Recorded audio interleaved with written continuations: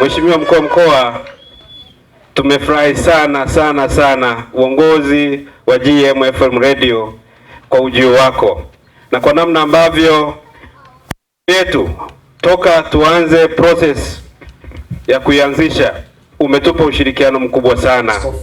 Tunashukuru sana mheshimiwa.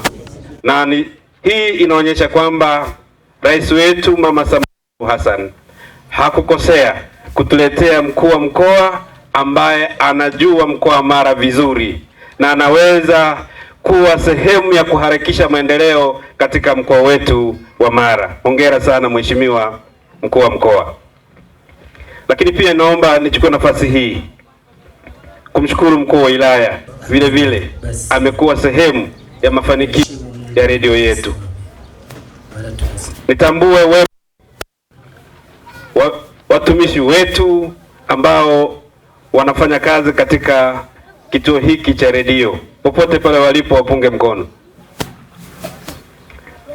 Watumishi hawa, mheshimiwa mgeni rasmi, ni wabunifu sana. Ninajivunia kuwa sehemu ya timu hii ambayo inawajibika kuhakikisha kwamba inapeleka GM mbele. Lakini zaidi sana, mheshimiwa mkuu wa mkoa, utegemee GM Radio kufanya makubwa katika mkoa wetu wa Mara. Tutakuwa sehemu ya kuhamasisha maendeleo katika mji wetu, kudumisha na kuhubiri amani, kuelimisha wananchi juu ya kutekeleza majukumu yao ya kila siku.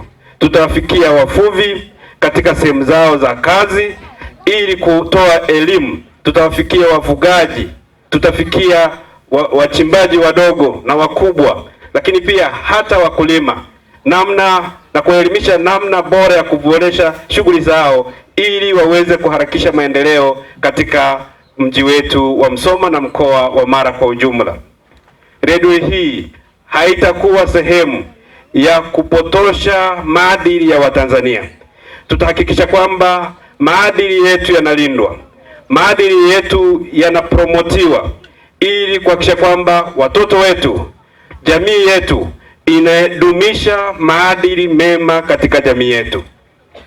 Hatutakuwa sehemu ya kupotosha jamii, mbali kuelimisha na kuhakikisha kwamba tunawapa maarifa kamili na burudani ambayo inakonga nyoyo. Ninaamini ukiangalia sehemu staff hili iliyokaa pale wamejipanga vizuri. Kuna wachekeshaji pale, kuna waburudani wa michezo, maadili mema, lakini pia watafiti wa mambo mbalimbali. Lengo lote hili ni kuhakikisha kwamba mkoa wa Mara unaelimika, mkoa wa Mara unapata mafunzo kamili, lakini pia inapata burudani.